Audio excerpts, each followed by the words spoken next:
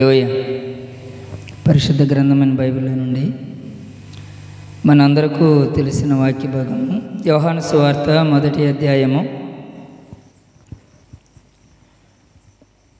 45వ వచనం నుండి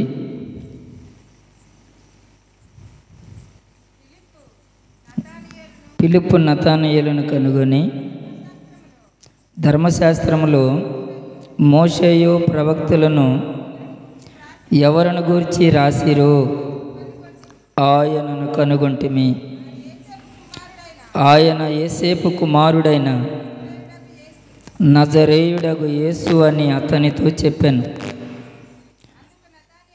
అందుకు నతనయేలు నజరేతులో నుండి మంచిదేదైనా రాగలదా అని అతని అడుగగా, వచ్చి చూడుమని ఫిలిప్పు అతనితో అనెను.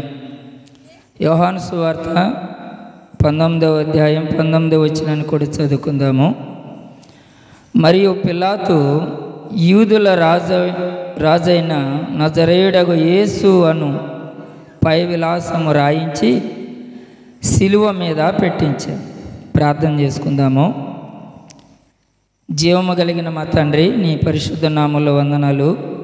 ఈ రాత్రి ఈ అద్భుతమైన సువార్త రక్షణ ఉజ్జీవ కూడికలలో ప్రారంభ కూడికలో మేము ఉండగా ఇంతవరకు నీ సన్నిధి మీరు మాతో ఉంచారు.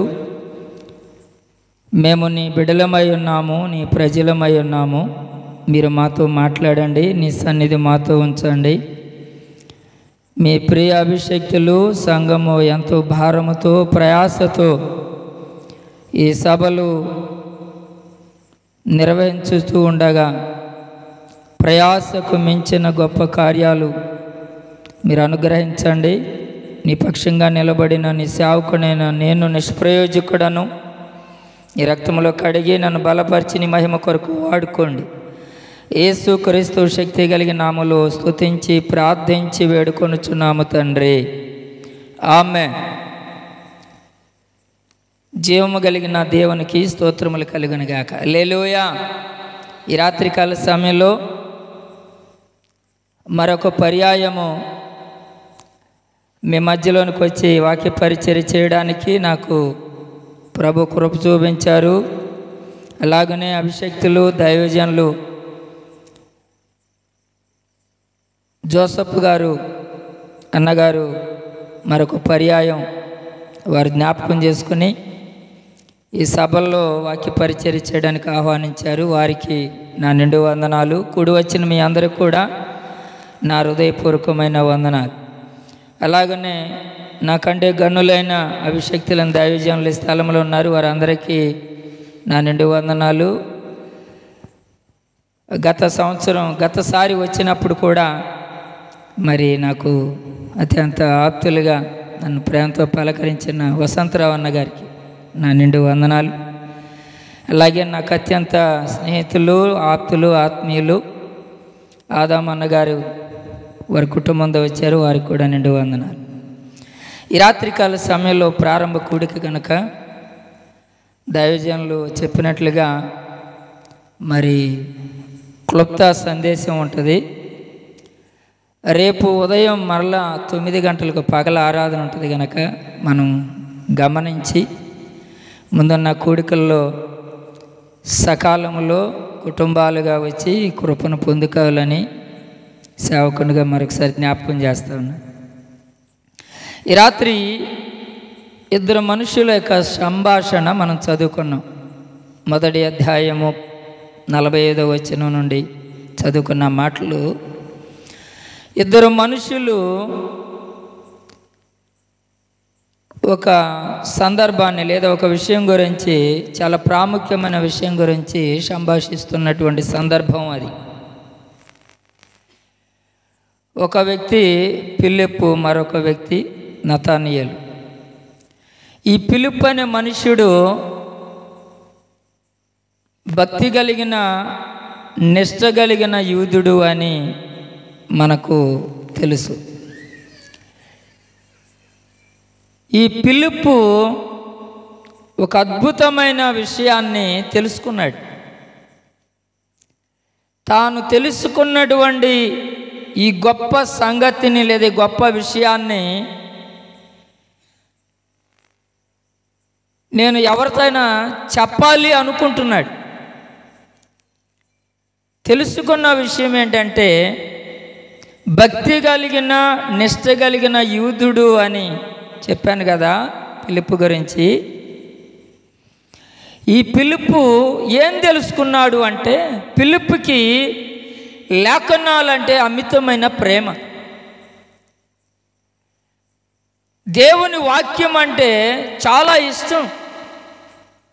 దేవుని గురించిన మాటలు ఎక్కడైనా వినబడుతుంటే, దేవుని గురించినటువంటి విషయాలు ఎక్కడైనా చెబుతూ ఉంటే ఎంత ఇష్టమో ఫిలిప్పుకి. వాక్యాన్ని ప్రేమించేవానిగా, లేఖనాలను పరిశోధించేవానిగా, లేఖనాలను శోధించేవానిగా ఉన్నాడు. ఈ ఫిలిప్పు తన హృదయం నుండి చాలా ఆసక్తి కలిగి ఉన్నాడు. దేని గురించి అంటే, లేఖనాలను ధ్యానించే కొలది లేఖనాల్లో రాయబడిన విషయం ఏంటంటే, ఈ సర్వ మానవాళి రక్షణ కొరకు, మానవ పాపము నుండి విడిపించడానికి, రక్షించడానికి, పాతాళములో పడకుండా అగ్నిగుండములో కాలిపోకుండా రక్షకుడు మెస్సియా త్వరలో రాబోతున్నాడు అని లేఖనాల్లో రాయబడి ఉంది. అంచనా వేస్తా ఉన్నాడు. అయితే ఒక రోజున ఆశ కలిగిన ప్రాణం కనుక, ఆశ కలిగిన ప్రాణాన్ని దేవుడు మేలుతో తృప్తిపరుస్తాడని మనం చాలా సందర్భాల్లో వింటాం. అయితే మన ఆశలు ఏంటంటే లోక సంబంధమైనవి. అయ్యా ఆశపడుతున్నానయ్యా, మంచి సంబంధం కావాలయ్యా మా పిల్లలకి, ఆశపడుతున్నావయ్యా మంచి ఉద్యోగాలు కావాలి, మంచిదే దేవుడు ఇస్తాడు. కానీ ఫిలిప్పు ఆశ లోక సంబంధమైనది కాదు. ఫిలిప్పు యొక్క ఆశ, ఆసక్తి, తృష్ణ, తపన దేవుని గురించింది, దైవ సంబంధమైనది, ఆత్మ సంబంధమైనది.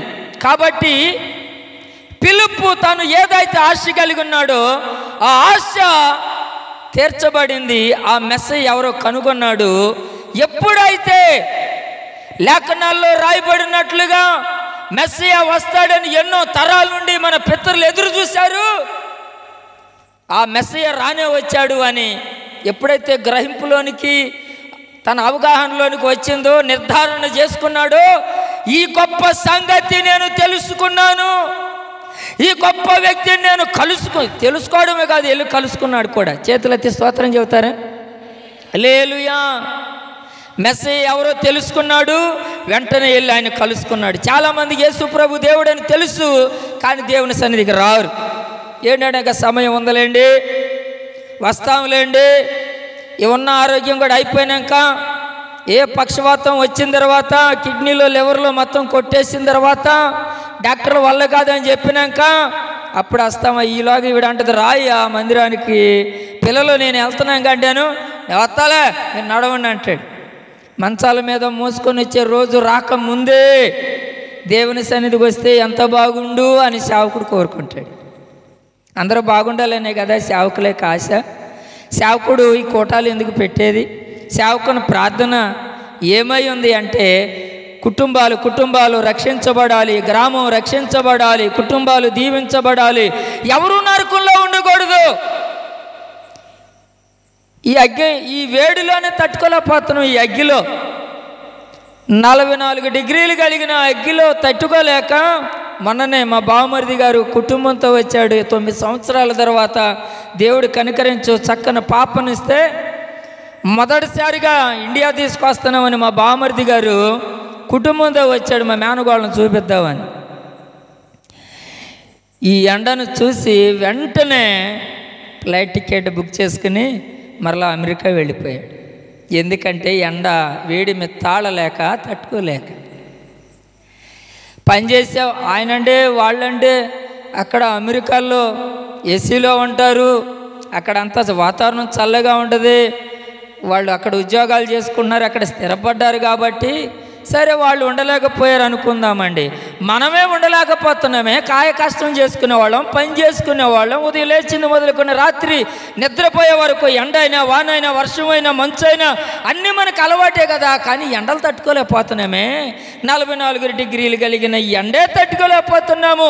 దానికి మించిన కొన్ని లక్షల రెట్లు భయంకరమైన ఆ అగ్ని గుండములో ఎలా తట్టుకుంటారు ఈ ప్రజలు? అదే కదా దైవజనుడిలో ఉన్న హృదయంలో ఉన్న భారము, వేదన. అందుకేగా ఈ కూడికలు, అందుకేగా ఈ సభలు, అందుకేగా ఈ ప్రయాస. చాలామంది తెలుసుకోవట్లా, తెలుసుకున్న వెంటనే రావట్లా. గ్రహించాడు, అర్థం చేసుకున్నాడు, వెంటనే ప్రభువుని వచ్చి కలుసుకున్నాడు. ప్రభువుని కలుసుకున్న తర్వాత ఇక ఉండలేకపోతున్నాడు. ఉండలేక నేను ఎవరితోనైనా చెప్పాలి, యేసయ్య గురించి చెప్పాలి అని ఆశ, తృష్ణ తన హృదయంలో ఎంత మండిపోతుందో ఆశ. భక్తుల గురించి రాయబడి ఉంటుంది. కోరాహు కుమారులు కీర్తన బాగు రాస్తుంటారు, దుప్పి నీటి వాగుల కొరకు ఆశపడినట్లుగా దేవా నా ప్రాణము నీ కొరకు ఆశపడుతుంది. మనకు కూడా బోల్డ్ ఆశలు ఉన్నాయి.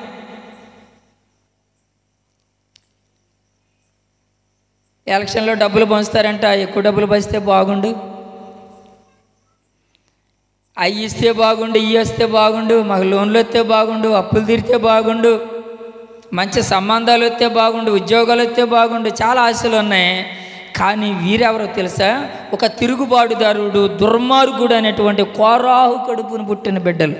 తండ్రి దుర్మార్గుడే, తండ్రి తిరుగుబాటుదారుడే, తండ్రి చెడ్డవాడే, కానీ బిడ్డలు ఆత్మీయులు, ఆత్మపూర్ణులు, దేవుని గురించినటువంటి ఆశ, తృష్ణ, తపన, గుండెల నిండా దేవుని ప్రేమతో నింపబడిన అద్భుతమైన బిడ్డలు. ఎంత ఆశో!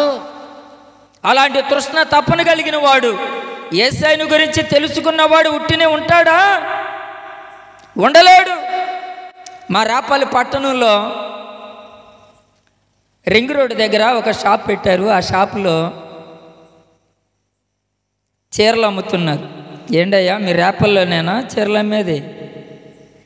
మేము కూడా చీరలు కొంటున్నాం, మా చుట్టుపక్కల అన్నీ చీరల షాపులు ఉన్నాయి, మాకంటే ఎక్కువ తెలుసా అంటారేమో. ఇది చాలా వెరైటీ. ఇది ఆటోలో క్యాన్వర్ చేశారు. ఏంటో తెలుసా? 100 రూపాయలకి ఒక చీర, అలాంటి చీర, ఇలాంటి చీర, జిగేలిమంటది, అది ఇది అని చెప్పి ఎక్కడి నుంచి అంటే ఇప్పుడు ఉల్లిపాయలు కూడా అమ్ముతున్నారు చూడండి. ఏమని? షోలాపూర్ ఉల్లిపాయలు, షోలాపూర్ ఉల్లిపాయలు. త్వరగా రండి, మీ ఇంటి ముందుకే వచ్చింది, మీ గుమ్మ ముందుకే వచ్చింది, బేషన్ పట్టుకుని 100 రూపాయలు కాగితం పట్టుకుని రండి, 100 రూపాయలకి 4 కేజీలు ఉల్లిపాయలు. షోలాపూర్ నుండి తెచ్చాము ఉల్లిపాయలు అంటే బేషన్ ఎక్కడుందో పట్టుకున్నారు. కానికి ఇవ్వడానికి 10 రూపాయల కంటే ఎక్కువ తేం. కానీ షోలాపూర్ వెళ్ళాలేమో, అక్కడ నుండి తిరిగి రాలేము, వెళ్ళి రావడానికి 1000 రూపాయలు డబ్బులు అవుతాయి అని 100 రూపాయలు కాగితం పట్టుకు బేషన్ పట్టుకుని పరిగెత్తుకుంటూ వచ్చేస్తున్నారు. బేషన్లు ఎక్కడ చూసినా బేషన్లు. వెళ్ళిపోయారుగా. ఆ రింగ్ రోడ్ దగ్గర అందరూ జనమే గుట్లుకున్నారు. నాకు తెలిసిన ఒక అక్క భర్తను అడిగింది, ఏమండి నాకు ఒంట్లో బాగోట్లేదు, హాస్పిటల్కి వెళ్తానంటాను. 1500 ఇచ్చాడంట. అక్కడ నుండి వెళ్ళడానికి 20, రావడానికి 40, మొత్తం 40 రూపాయలు ఆటోకి అవుతాయి. 1000 రూపాయల కంటే ఎక్కువ అవు కదా, చూపించుకునిరా అంటే ఈవిడ ఆశ ఏంటంటే ఒంట్లో బాగలేదు నిజమే, కానీ అట్లయినా సరే చెవును పడింది కదా, చూడాలి, నేను వెళ్ళాలి, ఆ చీరలు ఒకసారి నా చేతితో తాకాలి అన్నట్టుగా మొత్తానికి వెళ్ళింది. ఆ చీరల షాప్లోకి వెళ్ళిన తర్వాత ఇది నచ్చింది, ఇది ఒక్కటి తీసుకుంటే ఏమైందిలే అని పక్కన పెట్టుకుంది. మరలా అటు చూడు కానీ ఇంకొకటి నచ్చింది, దాన్ని కూడా తీసి పక్కన పెట్టింది. ఎలాగో 1000 రూపాయల కంటే ఎక్కువ అని మా ఆయనగారే చెప్పాడు కదా, 4 చీరలు తీసుకుందాం, ఏమైంది 40 రూపాయలు ఆటో పోతే ఇంకా 460 రూపాయలు మిగులుతాయి కదా, ఇంకా 4 చీరలు తీసుకుంటే సరిపోతుంది అని చెప్పి అలాగూ 4 తీసిన తర్వాత అప్పుడు కనపడింది అసలైన సిస్సలైన ఇంకొక శారీ. మొత్తానికి 14 శారీలు తీసుకుని పిల్లలకి ఒక 60 రూపాయలు చిరుదిండ్లు తీసుకుని హాస్పిటల్లో చూపించుకోకుండా వచ్చేసింది. వచ్చింది ఆగిందా, ఇంటింటికి తిరిగి అక్క వదిన రండి చూడండి అయిపోతానే, మీరు కూడా తొందరగా వెళ్ళండి. ఎంత తపనో, ఎంత అసలు చెప్పకుండా ఉండలేకపోతుంది. మనం ఇలాంటి విషయాల గురించి అయితే అస్సలు ఉండలేం. కానీ ఫిలిప్పు అయితే యేసయ్యను చూశాడు, యేసయ్య గురించి తెలుసుకున్నాడు, యేసయ్యను తాకాడు, యేసయ్య మాటలు విన్నాడు. ఆయన గురించి నేను చెప్పాలి, ఆయన గురించి నేను ఎంతమందికి చెప్పాలో, అసలు ముందు ఎవరికి చెప్పాలని ఆలోచన చేస్తే ఫిలిప్పు హృదయంలోనికి ఒక వ్యక్తి జ్ఞాపకం వచ్చాడు. ఆ వ్యక్తి పేరే నతనీయేలు కూడా ఎలాంటి వాడంటే ఎవరు ఏది చెప్తే అది నమ్మేటువంటి వాడు కాడు.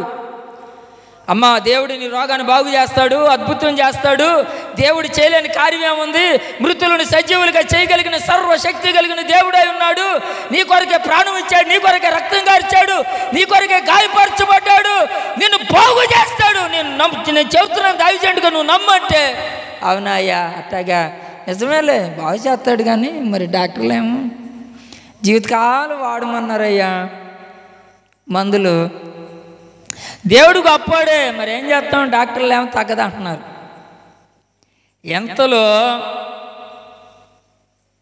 చిన్న సీసాలు మూలిక వైద్యం అని చెప్పి వాళ్ళు తీసుకొచ్చి సీసాలు తమ్మ మట్టు మాయమైపోద్ది అనగానే నమ్మేసేస్తారు, ఇక తగ్గిపోద్దని. ఎంత విశ్వాసము! దేవుని గురించి చెప్పగానే మన హృదయంలో ఎంత స్పందన రావాలో. కానీ నతనీయేలు ఫిలిప్పు వచ్చి మెస్సయ్యను కనుగొన్నాం. మోషే ఎవరి గురించి రాశాడు, ప్రవక్తలు ఎవరి గురించి ప్రవచించారు, ధర్మశాస్త్రం ఎవరి గురించి ముందుగా తెలియపరిచిందో, ఆ మెస్సయ్య, ఆ రక్షకుడు, ఆ విమోచకుడు నేను కనుగొన్నాను, ఆయన నేను చూశాను అని చెబుతుంటే అసలు ఫిలిప్పు చెప్పే విధానానికి నతనీయేలు అదిరిపడ్డాడంతే. పేదనికి వెళ్ళానమ్మా, నువ్వు కూడా వస్తావా, ఉసూరు మాకం వేసుకొని చెప్తే వాళ్ళల్లో ఏం ఉత్సాహం వస్తుంది, అమ్మో దోమలు గుట్టేసినాయి అమ్మ, అమ్మో ఆ పాస్ గారు చాలాసేపు చెప్పాడమ్మా, అమ్మ చాలాసేపు పాటలు పాడిచ్చారమ్మా అన్నట్టుగానే ఉండు. మా కూటమి జరిగిందాక దేవుని గురించి మాట్లాడుతుంటే అబ్బా నా హృదయం నిండిపోయింది, దేవుడు నాతో మాట్లాడాడు, దేవుడు నన్ను దర్శించాడు అని నువ్వు చదువుతున్నావు. కానీ ఎదుటి వ్యక్తులు ఆశ కలగాలి. మనం చెప్పేది ఎలా ఉంటుందంటే, రేపు నేను కూడా రానా కూటానికి ఆయన చెప్పాలనుకున్న వాళ్ళు కూడా అమ్మ బాబు నేను వెళ్ళపోవటమే మంచిదైంది అనుకుంటా అన్నట్టుకుంటా. ఫిలిప్పు మాట్లాడుతుంటే నతనీయేలు గుండెల్లో గొప్ప మంట, దేవుని గురించిన మంట. అవునా, నువ్వు చూసావా, నువ్వు మాట్లాడావా, ఎవరైనా అని అంటే అప్పుడు చెబుతున్నాడు, ఆయనే యేసేపు కుమారుడు అన్నాడే, నజరేయుడైన యేసు.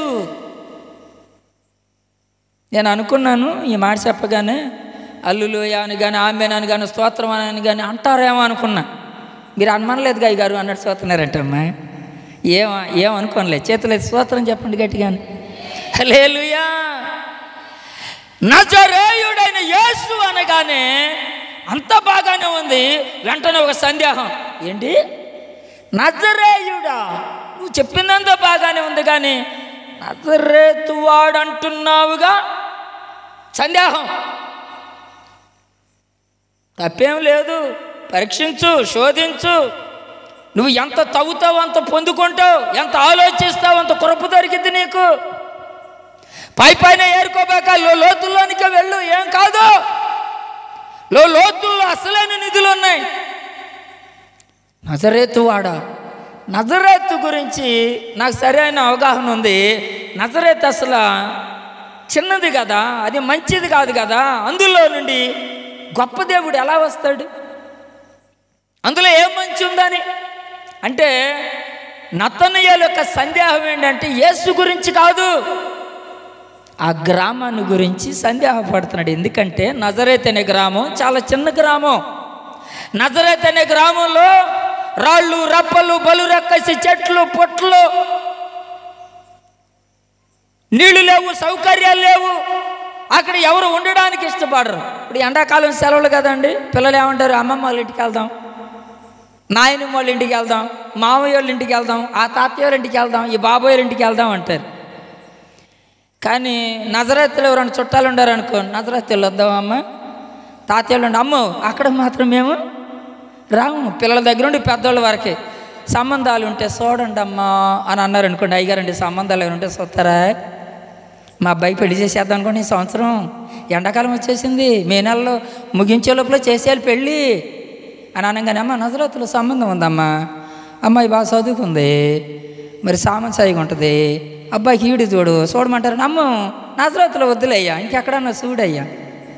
ఎందుకంటే నజరేతులో ఏముందయ్యా, అమ్మాయి అంత మంచిది అయితే మాత్రం ఏం ప్రయోజనం అయ్యా, అది ఒక ఊరేనా, ఆ ఊరు అసలు వెళ్తామా, అసలు ఎప్పుడైనా వెళ్ళాలంటే ఉండగలుగుతామా, అక్కడ మాత్రం వద్దులే బాబా అని అందరూ అనుకుంటున్నారు అనమాట.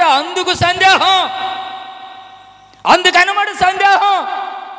ఏముంది నజరేతులో, రాళ్లే కదా, రప్పలే కదా, ముళ్ళే కదా, ముళ్ళపోతలేగా, కంపలేగా, బలరకసి చెట్లే కదా, ఏమంచి ఉందని అందులో సౌకర్యాలు లేవు కదా, కరెంట్ లేదు కదా, సరైన ఇళ్ళు లేవు కదా, రోడ్లు లేవు కదా, ఏముందండి అక్కడ?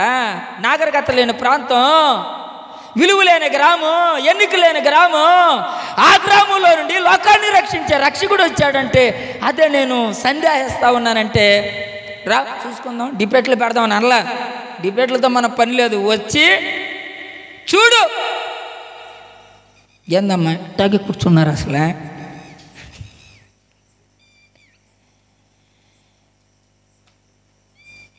వచ్చి చూడు. యెహోవా ఉత్తముడని రుచి చూసి,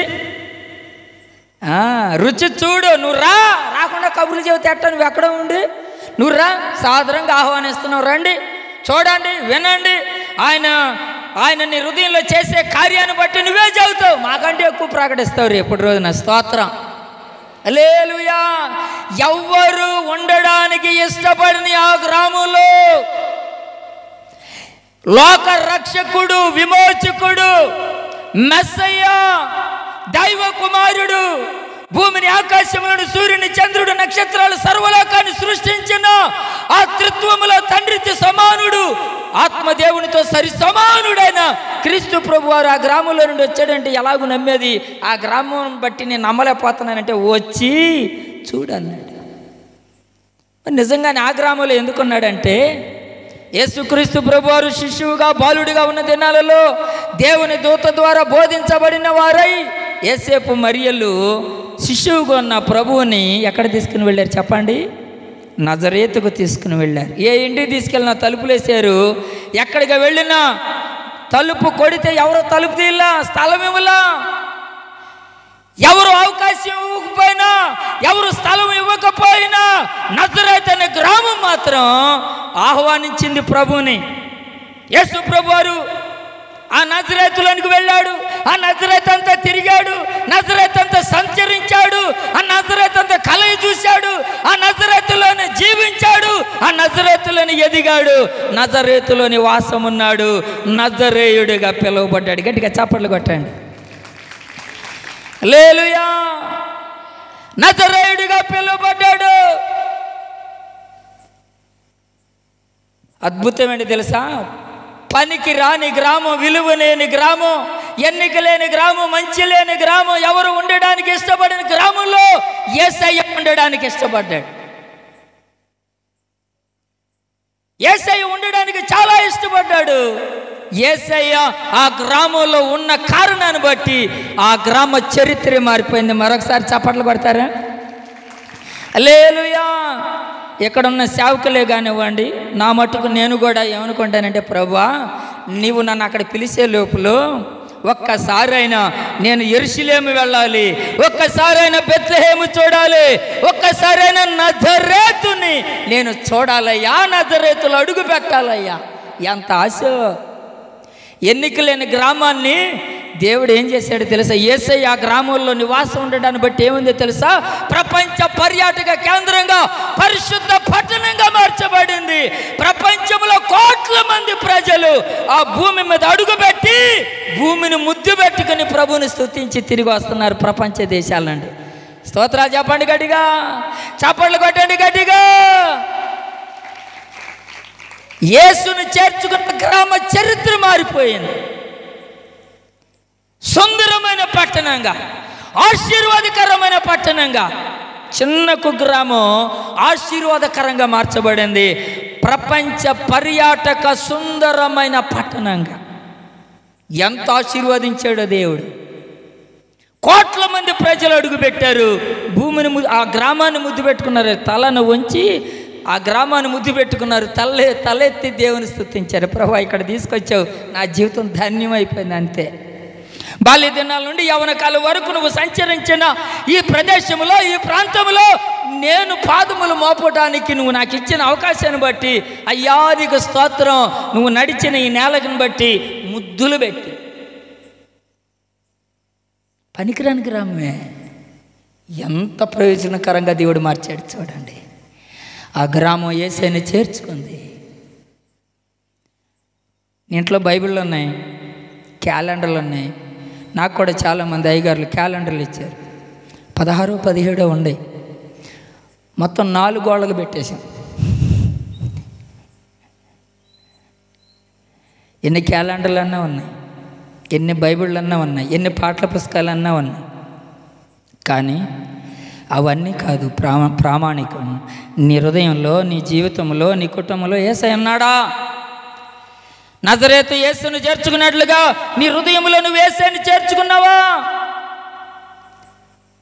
ఇలాంటి కూడికల ద్వారా, ఇలాంటి సభల ద్వారా ఎంతో వేదనతో, ప్రయాసతో దైవజనుడు సభలు ఏర్పాటు చేస్తే వాక్యం ద్వారా ఆత్మదేవుడు నీ హృదయాన్ని తడుతున్నాడు. నీ హృదయాన్ని తలుపు తెరువు, యేసయ్య నీ హృదయంలోనికి వస్తాడు. నీ జీవితాన్ని, నీ చరిత్రను, నీ బ్రతుకును మార్చేస్తాడు అని. అంటే ఇప్పుడే కాదయ్యా, ఇంకో నేను బోల్డని పాపాలు చేయాలి, టైం ఉందా ఇంకా? ఇప్పుడు కాదు, అప్పుడు కాదు, ఇప్పుడు అని వాయిదాలు వేసుకుంటా. ఈ సంవత్సరం కాదు, మామిడి సంవత్సరం నువ్వు వాయిదాలు వేసుకుంటా జీవితాన్ని ఎంతోమంది దుర్వినియోగం చేస్తూ ఉన్నారు, కాలాన్ని గడిపేస్తూ ఉన్నారు. దేవుని బిడ్డలారా, నజరేతు అనే గ్రామం ఎంత ఆశీర్వదించబడిందో. అసలు ఏమడుగుతున్నాడు ప్రభు? నీ హృదయంలో స్థానం అడుగుతున్నాడు. ఆయన సృష్టించిన ఈ భూమి మీద నీకు స్థానం ఇచ్చాడే. ఆయన ఏర్పాటు చేసిన గాలేగా నువ్వు పీల్చేది, నీ ఊపిరి ఆయన ఇచ్చిందే కదా, ఈ శరీరం ఆయన ఇచ్చిందే కదా. నువ్వు తినే ప్రతి మెతుకు ఆయన దయవలనే కదా, నువ్వు త్రాగే ప్రతి నీటి బొట్టు ఆయన దయవలనే కదా. అన్నిటిని అనుభవిస్తున్నావే, ఆయనకు మాత్రం స్థానం లేదా? అన్నిటిని ఆస్వాదిస్తున్నావే, ఇది నాదంటున్నావే, అది నాదంటున్నావే, నేనంటున్నావే, ఇది నా శరీరం అంటున్నావే. అన్నిటిని ఇచ్చిన వాడు ఆయనే కదా, అన్నీ కావాలి. కానీ ఆయనకు మాత్రం నీ హృదయంలో స్థానం లేదా? దేవుని బిడ్డలారా, నా గురించి కొన్ని మాటలు సాక్ష్యం చెప్పి నేను త్వరగా ఒక 5-10 నిమిషాల్లో ముగిస్తాను. కృష్ణా జిల్లాలో కోడూరు అనే ప్రాంతంలో, జార్జిపేట అనే చిన్న గ్రామంలో ఒక పేద కుటుంబంలో నేను పుట్టాను. నాకు ఊహ తెలియక ముందు నాకంటే పెద్దవాడైన మా అన్నయ్య చనిపోయారు. తెలుస్తూ ఉంది, ఈయన మా నాన్న, మా అమ్మ, ఈమె పెద్దమ్మ, ఈమె చిన్నమ్మ, మా చిన్నాన్న, ఇలా తెలుస్తూ ఉంది. నాన్న చనిపోయాడు. మా అమ్మ తెలిసేసరికి మా అమ్మ వృద్ధాపంలో పుట్టాం. మా నాన్నగారు కూడా వృద్ధాపం మీదకి వచ్చి చనిపోయాడు. లేక పుట్టాం వృద్ధాపంలో. నేను, నా తర్వాత నా తమ్ముడు చాలా చిన్నవాడు. అప్పటికి తినడానికి భోజనం ఉండేది కాదు. అమ్మేమో ఎక్కువ పని చేయగలిగేది కాదు. మేమే ఆకలితో అల్లాడిపోతూ ఉండేవాళ్ళం. ఇంటింటికి వెళ్ళి అమ్మ బియ్యం అరువు అడిగితే ఎవరు బియ్యం ఇచ్చేవాళ్ళు కాదు. ఎందుకంటే తిరిగి మరలా ఎలా ఇస్తుంది, ఈమె పని చేయలేదు కదా అని. చాలా పూరీలు, తాటాకిళ్ళు. ఆ ఇంట్లో పాములు ఉండేవి, అదే ఇంట్లో ఎలుకలు తిరుగుతూ ఉండేవి, పందికొక్కలు తిరుగుతూ ఉండేవి. వర్షం పడితే కింద నేల మట్టే కదా, మొత్తం నానిపోయి ఉండేది. గోడలు కూడా తడిసి పడిపోతూ ఉండేది. చాలా దయనీయమైన పరిస్థితి. చీమలు, పెద్ద పెద్ద నల్ల చీమలు తిరుగుతూ ఉండేవి. అలాంటి పరిస్థితి. భోజనం ఉండేది కాదు. ఆకలితో మేము అల్లాడిపోతూ ఉంటే ఒకరోజు మా అమ్మ ఏం చేసిందంటే, మా ఊర్లో ఎవరు 4 గింజలు కూడా ఇవ్వట్లేదు కదా అని పక్క ఊరుకు వెళ్ళి, పక్క ఊరిలో సద్దన్నం ఉంటే పెట్టండి అమ్మా, మా బిడ్డలు ఆకలితో అల్లాడిపోతున్నారమ్మా అని అన్నం అడుక్కొచ్చి, బిడ్డలం కదా మా కడుపు నింపింది మా అమ్మ. కులం వెళ్ళేసింది, ఎందుకంటే పేదవాళ్ళం కాబట్టి. బంధువులు పక్కనకు రానివ్వట్లేదు, ఎందుకంటే పేదవాళ్ళం కాబట్టి. అయిన వారు చారదీయట్లేదు, స్నేహితులు లేని వాళ్ళు మాకు లేరు, ఎందుకంటే దిక్కు లేని వాళ్ళం దౌర్భాగ్యం కాబట్టి. అలాంటి పరిస్థితుల మధ్యలో బ్రతుకుతున్నాం మేము. చాలా నీచాతమైన జీవితం. ఇలాంటి దుర్బలమైన జీవితం ఎవరికి ఉండదు, ఉండకూడదు కూడా. అడుక్కున్నవాడి కన్నా అక్కడక్కడ దొరుకుతాయి, ఎంత అడుక్కున్నా మొద్దు దొరకట్లేదు మాకు. అలాంటి దయనీయమైనటువంటి పరిస్థితుల్లో చిన్ననాటి నుండే నా వయసు పెరుగుతున్న కొద్దీ దేవుని మీద ద్వేషంతో పెరిగాను. దేవుడు ఉన్నాడంటావా? ఉంటే ఇలా చేస్తాడా? నా అన్నను పట్టను పెట్టుకున్నాడు, నా తండ్రిని పట్టను పెట్టుకున్నాడు. పూర్వకాలంలో మాకు ఎంతో ఆస్తి ఉండేది, 87 ఎకరాల ఆసాము ఒకప్పుడు. మా నాన్న అన్నిటిని అవజేసాడు. మాకు తెలిసేసరికి దరిద్రమే మాకు తెలుసు. తెలియని అజ్ఞానంతో, అపోహలతో, దేవుని మీద ద్వేషంతో పెరిగాను. సేవకులంటే కోపం. నేను యుక్త వయసుకు వచ్చేసరికి ఇక్కడ దాకుండే జుట్టు, పళ్ళు నల్లగా ఎర్రగా ఉండేదన్నమాట. నాలుక మామూలుగా ఎప్పుడు నవ్వులుతూ ఉండి, మేక ఆకులు నవ్వులుతున్నట్టుగా నవ్వులుతూ ఉండేవాడిని. కైనీళ్ళు గుట్టకాలు, కళ్ళు చెంత నిప్పులాగా ఎర్రగా ఉండేయక. లేని అలవాటు లేదు నాకు. ఇక భయంకరమైన తాగుబోతుంది. ఇలాంటి ఎలక్షన్ సీజన్ వచ్చిందంటే ఇక మామూలుగా ఉండదు. ఇక రెప్పన ఒకటి కట్టి, జెండా ఒకటి కట్టుకుని బండికి సైలెన్సర్ తీసి వెళ్తుంటే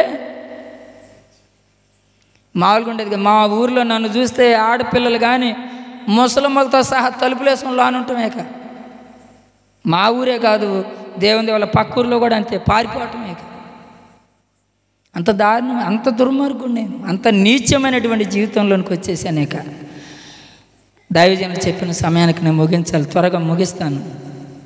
అలాంటి దారుణమైనటువంటి స్థితిలో నేను ఉన్నాను. సేవకులకి నన్ను చూస్తే, ఊరు బాబు దరిద్రుడు ఇటు అవుతున్నాడు అంటే అనుకునేవాళ్ళు. ఎందుకంటే వెళ్ళంగానే ఏంటి సౌండ్ తగ్గించండి అని చాలాసార్లు సౌండ్ బాక్సులు కింద పడేసిన పరిస్థితులు కూడా ఉన్నాయి. అలాంటి దారుణాతి దారుణమైనటువంటి నా జీవితం. మా బంధువులందరూ కూడా వచ్చి దరిద్రుడు అని అనుకునేవాళ్ళు. నన్ను చెడ్డ సహవాసాలు, లేని అలవాటు లేదు. నేను తాగుబోతుని, తిరుగుబోతుని, వ్యభిచారిని, కైనీలు, గుట్టకాలు, కొట్లాట్లు, గొడవలు, రాజకీయ నాయకులను తిరగటం, కన్న తల్లిని పట్టించుకునేవాడు కదా. ఆవిడేమో వృద్ధాపంలోకి వచ్చేసి పేగులు ఎండిపోయి ఆకలి అని అల్లాడుతుంటే నేను కడుపు నిండా తాగి గుట్టకాలు నవ్వులుతూనే ఉన్నాను. కానీ తల్లికి ఒక ముద్ద అన్నం కూడా పెట్టలేనటువంటి దుర్మార్గుడు నేను. అలాంటి పరిస్థితుల మధ్యలో అందరు వచ్చి, ఏం బతుకురా ఈడిది, కుక్క బతుకుతుంది ఊళ్ళో, ఈడు బతుకుతున్నాడు అన్నట్టుగా. వాళ్ళు అలా అన్నారని కాదు, కానీ నా బ్రతుకు నిజంగానే అలా ఉంది. కానీ నేను అనుకుని పెద్ద హీరో అనుకునేవాడిని. ఎందుకంటే మాయలో ఉన్నాను కదా, మత్తులో ఉంటున్నాను కదా, సినిమాలు చూసి పెద్ద హీరోయిజం అనుకునేవాడిని. అలాంటి హీనమైనటువంటి పరిస్థితులు ఉండేవాడిని. అలాంటప్పుడు ఎందుకో ఒకసారి నా మీద నాకే అసహ్యం వేసింది. నాది బతికేనా, చచ్చిపోదాం అనిపించింది. ఆత్మహత్య చేసుకుందామని 2-3 సార్లు ప్రయత్నం చేశాను, కానీ ఎందుకో అది జరగలేదు. అయితే ఇలాగే కూడికలు జరుగుతుంటే ఒక కూడికి మీలాంటి వాళ్ళు బలవంతంగా తీసుకెళ్ళారు. వెళ్ళాను, కూర్చున్నాను. కూర్చోవడం కాదు, వెళ్ళాను అంతే. ఇంకా కూర్చోన్న దాకా కూడా లేదు. వెళ్ళాను ఆయన సన్నిధికి. దేవుడు నాతో మాట్లాడాడు. గట్టిగా చప్పట్లు కొట్టాడు. హల్లెలూయా. దేవుడు నాతో మాట్లాడాడు. నా హృదయం, పాపపు హృదయం బద్దలైపోయింది. కన్నీరు మున్నీరుగా విలపించాను. నా పాపాలన్నీ ఒప్పుకున్నాను. నా స్థితిని, నా గతిని, నా జీవితాన్ని, నా చరిత్రని, నా తలరాతను దేవుడు మార్చివేశాడు. నా తలరాతను తిరగరాశాడు. స్తోత్రం కలుగును గాక. హల్లెలూయా. ముగించబోతున్న ప్రియ దేవుని బిడ్డలారా, ఒకప్పుడు ఎంగిలి మెతుకులు కూడా గతి లేని స్థితిలో ఉన్న నన్ను దేవుడు బలపరిచాడు.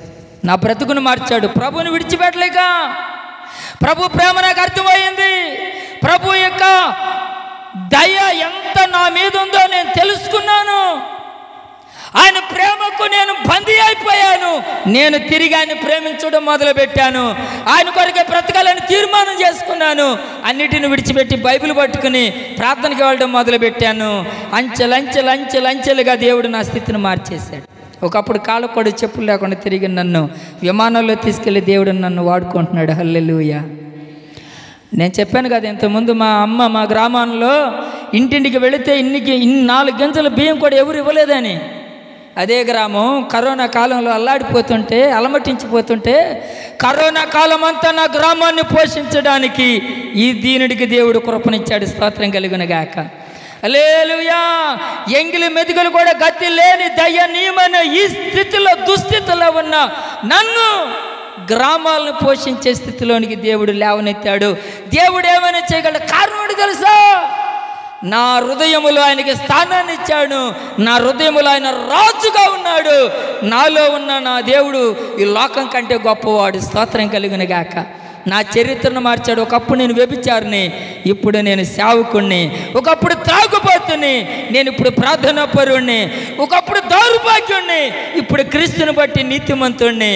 ఒకప్పుడు అనాథలాగా బతికాను, ఇప్పుడు దేవుడు నన్ను 6 డజన్ మందిగా చేశాడు. దేవునికి స్తోత్రం. దేవుడు నాకు సరిగ్గా ఇదే రోజు 2010 సంవత్సరంలో నా వివాహం అయింది. నా మ్యారేజ్ డే ఈరోజు. దేవుని కృప మీ మధ్యలో ఉండడానికి దేవుడు సహాయం చేశాడు. ప్రతి సంవత్సరం మేము ఏదో ఒక మీటింగ్ పెట్టుకుంటాం. ఇదే రోజు అనుకోని రీతిగా అయ్యగారి యొక్క మాటకి విధేయత చూపించి వచ్చాం. 4 కుమార్తెలను ఇచ్చాడు. కుటుంబం అంతా వచ్చాం మీ దగ్గరికి. సంఘాలను దేవుడు ఇచ్చాడు. అంతేనా? ఎంతోమంది మా ద్వారా మార్చబడడానికి, మా ద్వారా ప్రభు అనేక మందిని మార్చుకున్నాడు. అంతేనా? మా ద్వారా అనేక మంది సేవకులయ్యారు. అనేక చోట్ల గొప్ప పరిచయం, నాకంటే గొప్ప పరిచర్య చేస్తున్నారు. స్తోత్రం కలుగునుగాక. హల్లెలూయా. ఈ రాత్రి ప్రభు అడుగుతున్నాడు. వాక్యం ద్వారా సేవకునిగా మీకు ఒకసారి జ్ఞాపకం చేస్తున్నాను. నీ హృదయం తెరిచి ప్రభువును నువ్వు చేర్చుకుంటే, ప్రభు గురించి నీ భర్తకి, నీ భార్యకి, నీ బిడ్డలకు నువ్వు పరిచయం చేస్తే, ప్రభు దగ్గరికి వారిని నడిపిస్తే జీవితాలు బాగుపడతాయి, కుటుంబాలు బాగుపడతాయి, బ్రతుకులు బాగుపడతాయి, కుటుంబాలు దీవించబడతాయి. ఆశీర్వాదాన్ని నువ్వు చూస్తావు, మేలులు నువ్వు అనుభవిస్తావు. ప్రతి చీకటి తొలగించబడిద్ది. చీకటి జీవితాలను వెలిగించడానికే ఈ అద్భుతమైనటువంటి కూడికను ప్రభుని కొరకు ఏర్పాటు చేశాడు. ప్రభువా, నేను కూడా పిలుపులాగా తృష్ణ కలిగిన వానిగా నిన్ను పొందుకుంటానయ్యా. నేను నిన్ను ప్రేమిస్తాను ప్రభువా. నువ్వు నాకు కావాలి. నా హృదయంలోనికి రండి, నా జీవితంలోనికి రండి, నా కుటుంబంలోనికి రండి. అనేకులకు నేను నిన్ను పరిచయం చేస్తాను. నా ప్రభు గురించి అనేకులకు నేను చెప్తాను, ప్రభు దగ్గరికి నడిపిస్తానని ఒక తీర్మానం కలిగిన బిడ్డగా నువ్వు ఇక్కడి నుంచి వెళ్ళు. నిశ్చయముగా నా ప్రభు నీకు తోడుగా ఉంటాడు. నా జీవితాన్ని, నా చరిత్రను మార్చిన దేవుడు నీ చరిత్రను కూడా మార్చేస్తాడు. నీ బ్రతుకుల్లో నూతన కార్యాలు ఈ రాత్రి ప్రారంభం చేయబోతా ఉన్నాడు.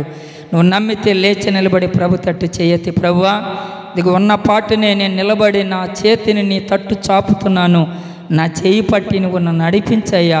నా హృదయంలోకి నేను నిన్ను చేర్చుకుంటున్నాను. నా హృదయంలోనికి రండి ప్రభువా, నా జీవితంలోనికి రండి అయ్యా, నా కుటుంబంలోనికి రండి అయ్యా. ఇదిగో నా భర్త ప్రార్థనాపరుడుగా మారాలి, నా భర్త త్రాగుబోతుగా ఉన్నాడు, ప్రార్థనాపరుడుగా మార్చయ్యా. నా బిడ్డలను మార్చయ్యా, నా పరిస్థితులను మార్చు ప్రభువా. ఏమైనా చేయగలిగిన వాడు, ఎప్పుడైనా చేయగలిగినాడు, ఎంత గొప్ప కార్యమైనా చేయగలిగిన సమర్థుడు ప్రభువా అని ఒక్కసారి నీ చేతులు పైకెత్తండి. చేతులు పైకెత్తి ప్రభుని అడుగుదాం. ప్రభువా సహాయం చేయండి.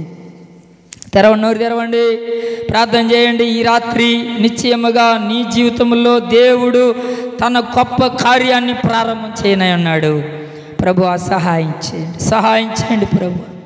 మారాను మధురంగా మార్చగలిగిన దేవుడు, కృంగిన వారిని లేవనెత్తే దేవుడు, పాడైపోయిన జీవితాలని మరలా నిలబెట్టి పాడైపోయిన కుటుంబాలను మరలా కట్టగలిగిన వాడు, ఉన్న వాటిని లేనట్టుగా, లేని వాటిని ఉన్నట్టుగా చేయగలిగిన సర్వశక్తి కలిగిన దేవుడు ఈ రాత్రి అడుగుతున్నాడు నిన్ను, బిడ్డా నీ జీవితంలో గొప్ప కార్యాలు చేస్తాను, నీ హృదయంలోనికి నన్ను ఆహ్వానిస్తావా, నన్ను చేర్చుకుంటావా?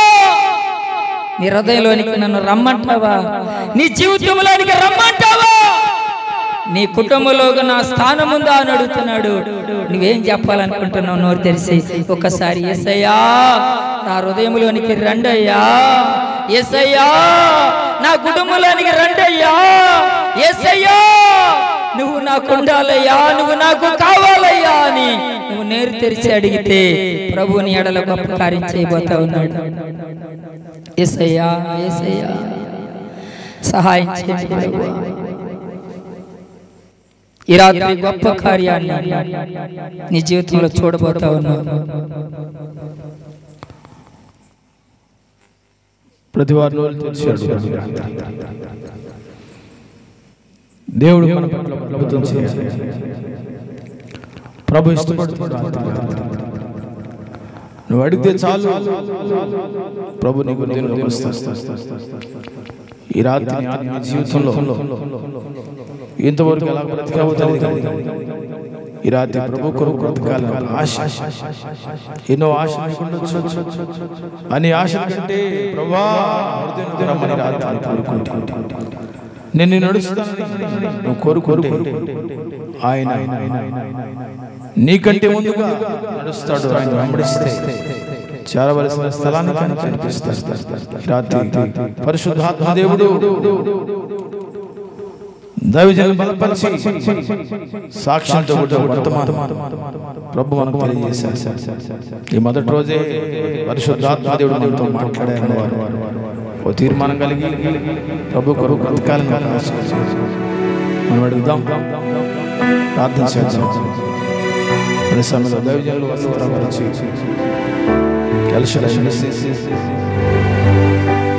శిల్పులు బయట చేస్తారు. దైవజనులు వచ్చి ప్రార్థన చేస్తారు. పక్కన మీరు ప్రభు జీవితాన్ని సమర్పించి రేపేమైతే తెలియదు, ఈ సమయం దొరికిద్దో తెలియదు, ఇది అనుకూల ప్రభు దగ్గర నమ్మకమైన ప్రభుని అడుగుదాం, తీర్మానం ప్రార్థన చేస్తాం.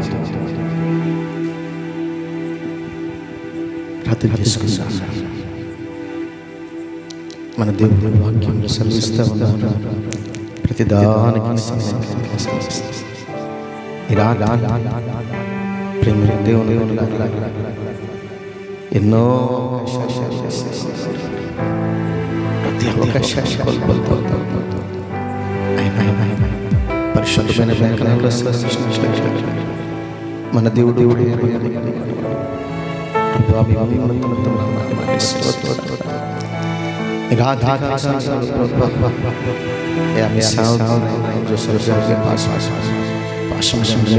ప్రేమించి ఈ ప్రాంతంలో వాక్యంలో సెలవిచ్చినట్లుగా ఏ ఒక్క నశించి నరకానికి పోకూడదు ఉద్దేశించి 4 దినాల రక్షణ ఏర్పాటు చేయడానికి మీకు మీ సన్నిధానంలో మీ సేవకులు మీరు మాట్లాడిన ప్రతి మాటను మీ మాట వింటే మా జీవితాలు బాగుపడతాయి. మీ మాట వింటే మా బ్రతుకులు మారిపోతాయి. చేదైన జీవితమైన అది వ్యసనాలతో కూడిన జీవితమైన సరే ఈ రాత్రి మీరు మధురముగా వాక్యం ద్వారా మొదటి రోజు మీ చింతానుసారంగా మీ వాక్యానుసారంగా అన్ని విషయాల్లో ముందు నడిపించిన విధానాన్ని బట్టి స్థుతిస్తూ మేమందరము కూడా మంచి తీర్మానం చేసుకున్నాం ప్రభా. మీ కొరకు బ్రతకడానికి మిమ్మల్ని మా జీవితాల్లోని, మా కుటుంబాల్లోనికి, మా గ్రామాల్లోనికి, మా పట్టణాల్లోనికి, మా రాష్ట్రాల్లోనికి, దేశాల్లోనికి ఆహ్వానించుకున్నటువంటి ఆత్మీయ స్థితిని మాకందరికీ దయచేసి మా మనోనేత్రాలను వెలుగుతుంది ఆయన. వాక్యానుసారముగా మీ చిత్తానుసారముగా మీ ఆలోచన ప్రకారం మీ దర్శనం ప్రకారం మీ కళల ప్రకారం ప్రభా మేమందరము కూడా శ్రద్ధగా వాక్యాన్ని విన్న వాక్యానుసారంగా నడుచుకునే ఆత్మీయ స్థితిని మాకు అందరికీ దయచేసి మమ్మల్ని బలపరచండి.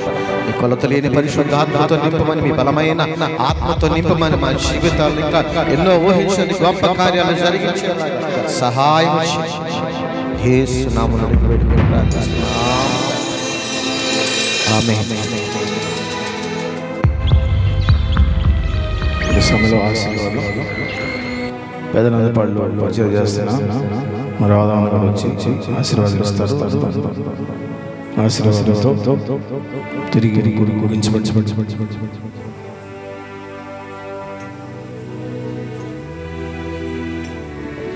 మన ప్రభువైన యేసుక్రీస్తు వారి తండ్రి అయిన దేవుని దయ, పరిశుద్ధాత్మ యొక్క సన్నిధి సహవాసం కూడిన మనకు సకల పరిశుద్ధులకు ఇంకా ముందున్న కూడికలకు సదాదారుని నడిపించి కాపాడు. ఆయన రాజ్యానికి రాకురాకు కొన్ని ఆజ్ఞలైన ఈ కూడికలు సిద్ధపరిచి నడిపించును గాక. ఆమేన్. మంచిది. మరి వెల్కమ్ రావడానికి ఫ్యామిలీతో వచ్చారు.